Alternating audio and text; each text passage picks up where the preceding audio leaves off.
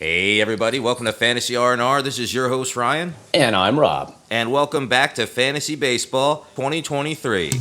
This is Fantasy with Rob and Ryan, Fantasy R&R. Rob, I am very excited to get this ball rolling again.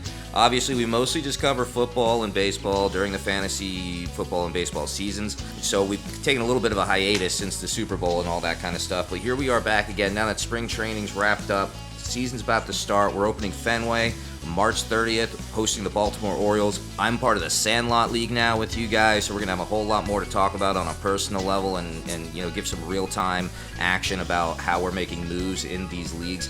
I'm going to have another league, my Phillies 2008. I'm a former champion, and I will be returning to that. It's just a bunch of strangers on Yahoo, but we get together every year, and it seems like that's going real well. So I'm going to be with them in a 10-team league, and I'm going to be with you guys in a 12-team league. So this is going to be a pretty interesting season for me, and I just kind of want to get started off with the little bit of a mock draft we did not too long ago in the middle of spring training, and just give us, me and the collective audience here, just the background on how you approach drafts and how you're approaching it this year, because we made some pretty interesting picks in the first few rounds. Yeah, the first round is pretty pivotal this year. I mean, it always is. You never want to screw over your first pick. But I'm telling you guys right now, Kyle Tucker is a person I am staring a hole into in every redraft. He's got the 5 tools. You're looking at the shift being limited. So the average is going to go up, the bases are bigger, so more steals, blah, blah, blah. I think the average ADP right now for Judge, who, mind you, hit his 60-plus home runs last year, is like number 3. I believe in 365 days from now, we're going to be talking about Kyle Tucker being that guy. I just think that he has got what it takes. Acuna's going to go early. Trout will go earlier-ish, it sounds like. I think the one that I've been reading a lot of pundits saying, I don't like Kyle Tucker. I'm not believing that. I'm sticking with my gut. I've always liked this guy. He's got the tools. Get that 5 tools player early. And that's where I'm saying that first round. And I think that's the best way to really start the draft. Now, do you believe that somebody, with let's say they've got the first pick or the second pick, are you taking Kyle Tucker, or are you going to look at Trey Turner, Ohtani, Trout? No. Trey Turner is probably, if I had the number 1 pick in any redraft, I'd get Trey Turner simply because the position scarcity is huge. I think he's second and short this year. The Phillies lineup's going to be loaded, even with Bryce Harper missing like half of the season with Tommy John. I love Trey Turner. I mean, look what he's done in the WBC. I think he walloped, 3 or 4 home runs, including that granny against Venezuela in the 8th inning.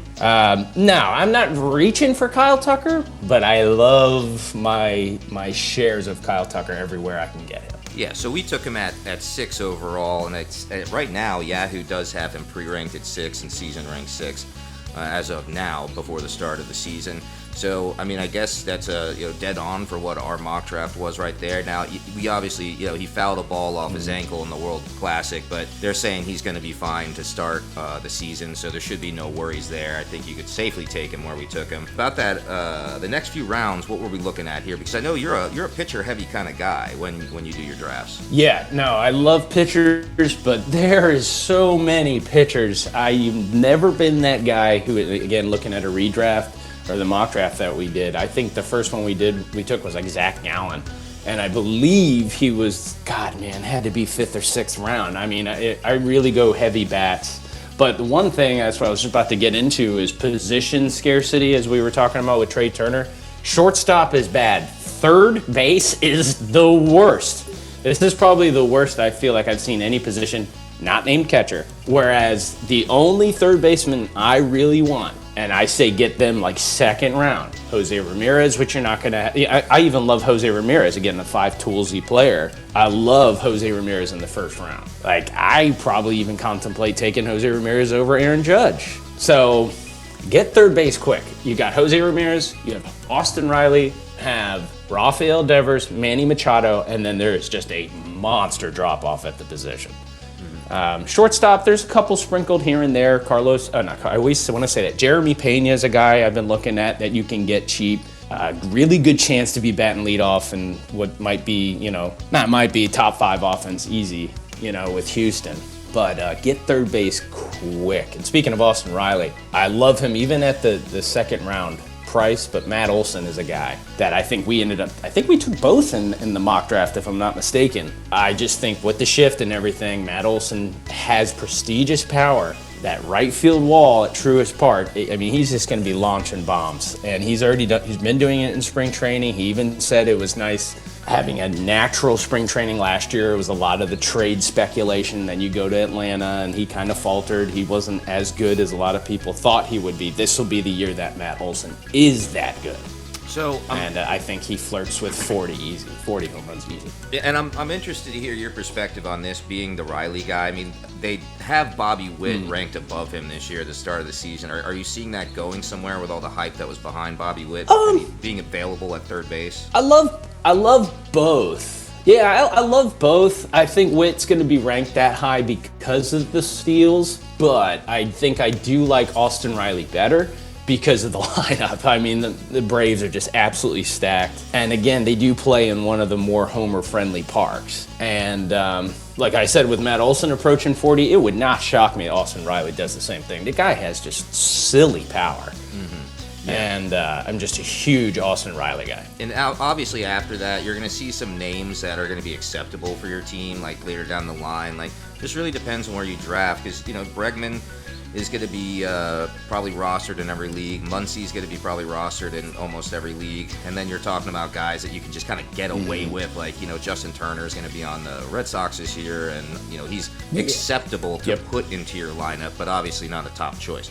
So, with that being said, another position I struggle with a lot is catcher. It's like, I don't know why I take Will Smith so early most of the time. I mean, how are you feeling about that position this year, Roberto? Well, I mean, I love Will Smith, and again, that has a lot to do with the lineup around him. I mean, the guy hits, he's got some pop in his bat. If you can get Will Smith, I love it. The thing is as we were talking earlier about kind of like tight ends, if I don't have a Will Smith, we'll punt it. And there's like Moreno from Arizona. I think he's going to be a target in this draft of mine. Don't take him from me, please. Former Blue Jays top prospect that got traded in that Dalton Varsho deal. Gregory Moreno, I think, off the top of my head, if I'm thinking that. Shea Langoliers, who was a former Braves prospect, moved in the Matt Olson deal. A couple of little cheap catchers that I really like, and again, you can get way later on. But what I would love to talk about, so we just make sure we don't skip on this, is these prospects that everybody is just salivating over, and then on the same tune, they're like, well, they're at a position in ADP or ranked so high. There's four prospects off the top of my head that I really want one of the four. And it's nothing new here, but Corbin Carroll from Arizona. I think Arizona's going to be a sneaky team this year.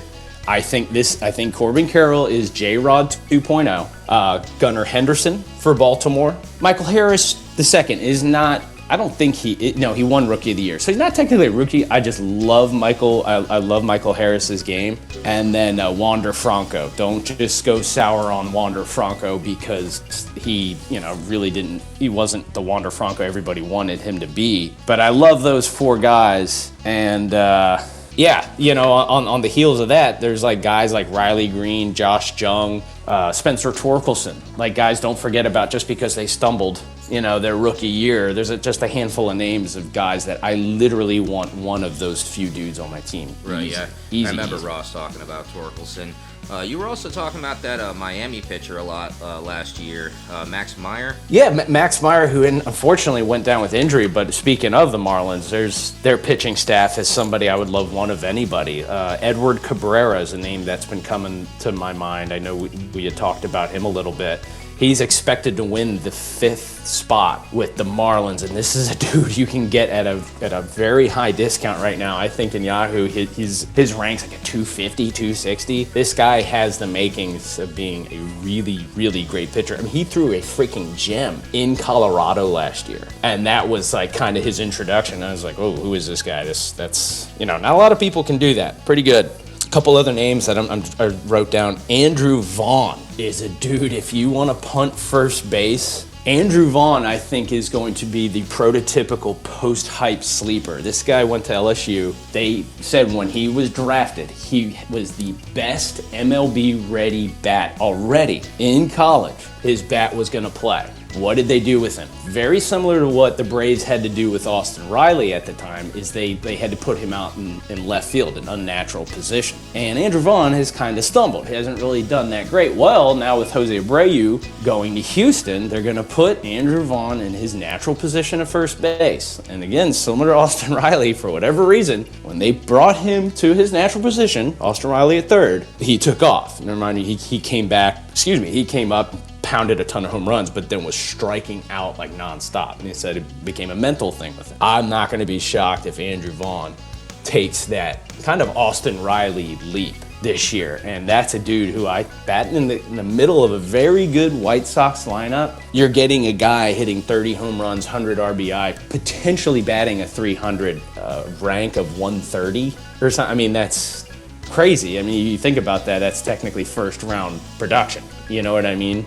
Yeah, just a couple names I kind of just off the top of my head want to make sure that we bring up, because that mock draft that we had was pretty eye-opening. There's a lot of guys in that 200 rank where I'm just like, I would pluck as many starting pitching as I could, like an Edward Cabrera, because not a lot of people are talking about them right now. So, yeah, speaking of, one of the guys highly touted on the podcast over the last few years, one of these deep players that never really had fantasy value, but might this year. Clark Schmidt, up to 23% owned, hurled 7 strikeouts in 5 perfect innings in a Grapefruit League game, spring training.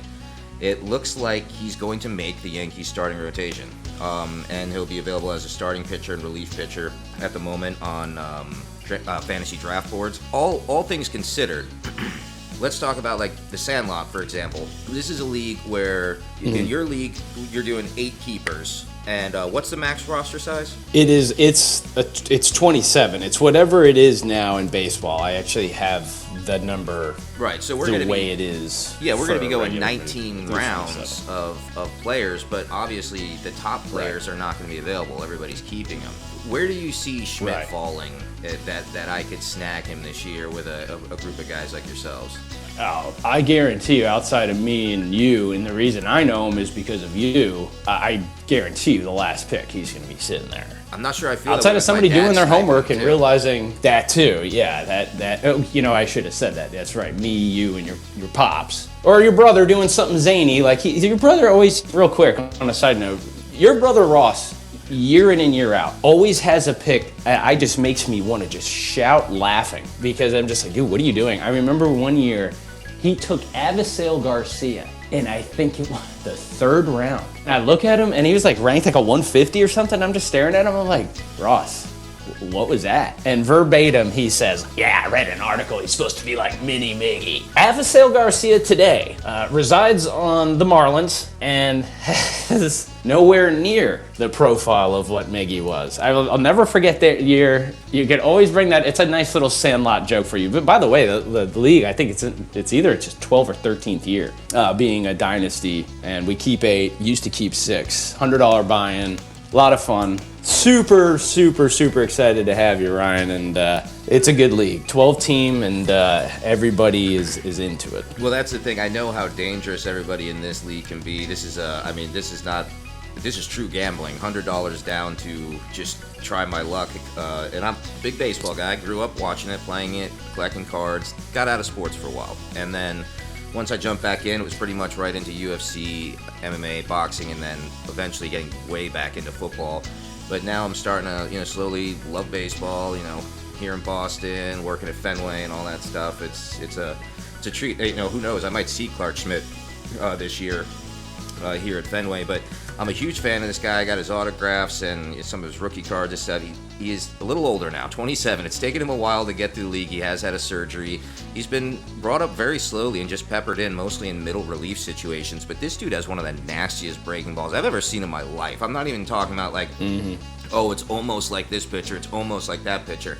I've never seen any pitcher get movement like that besides a knuckleballer like Tim Wakefield. So the speed he's throwing these breaking balls, like 88 mile an hour with like these 6-inch drops and stuff. I mean, he's got nasty stuff. It's just whether or not he can fool the more experienced hitters in the league. So I'm willing to take a shot on him. I just get nervous with a bunch of veterans like you that it's like, I am going to have to make that move that Ross made. It's like, yeah, you're just taking this guy way too high when there's other talent on the board. But if this is actually his breakout year, he's ranked 844 right now. You think no one would even see him on the draft board unless I read about him. Right, exactly. Because somebody could just be like, who's Clark Schmidt and why is he pitching fifth for the Yankees? That's the only thing I could think of. But like, in all honesty, and a guy that you're keeping, Nestor Cortez, I think Clark Schmidt has the ability to do that. Like, be a no-name guy who just happens to have wicked stuff, and it pans out. And he's a little older. Dude, baseball is a funny game. Again, a lot of people tend to sour on these prospects very fast. When you're like, dude, it's a huge jump from AAA